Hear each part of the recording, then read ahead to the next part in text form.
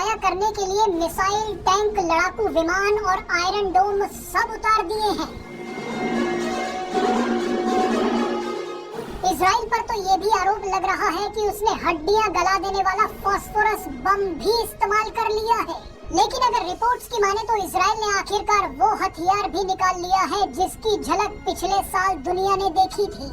Israel ने अपना खतरनाक लेजर हथियार भी मैदान में खड़ा कर दिया है। इस खतरनाक हथियार का नाम है आयरन बीम। इजराइल का आयरन बीम 250 रुपए में दुश्मनों के हथियारों को नष्ट कर सकता है। वो कैसे होगा ये हम आपको इस वीडियो में दिखाएंगे।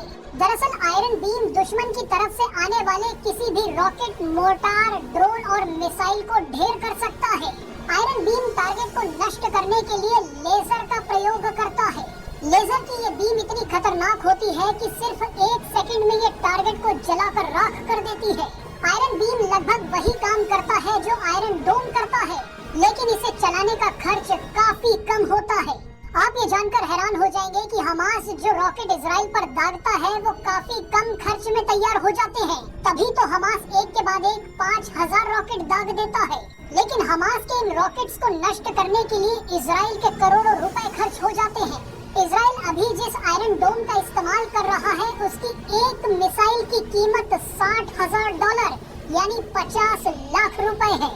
अब आप ही सोचिए कि हमास के हजारों रॉकेट्स को रोकने के लिए आयरन डोम को कितनी मिसाइलें दागनी पड़ती हैं। इसी परेशानी से बचने के लिए इजराइल ने 20 सालों की मेहनत के बाद आयरन बीम बनाया था। अब इजराइल इसी आयरन बीम हथियार का इस्तेमाल कर सकता है। आयरन बीम को दुश्मन के रॉकेट को नष्ट करने में सिर्फ 250 से 300 रुपए ही लगते हैं। आयरन बीम से जो लेजर निकलती है वो सिर्फ $2 से $3 में ही दुश्मन के रॉकेट और ड्रोन को नष्ट कर देती है। अगर इजराइल आयरन बीम का इस्तेमाल शुरू कर देता है तो दुनिया पहली बार इस हथियार की तबाही देखेगी। आयरन बीम डिफेंस सिस्टम को दुनिया के सबसे एडवांस्ड डिफेंस सिस्टम में भी गिना जाता है।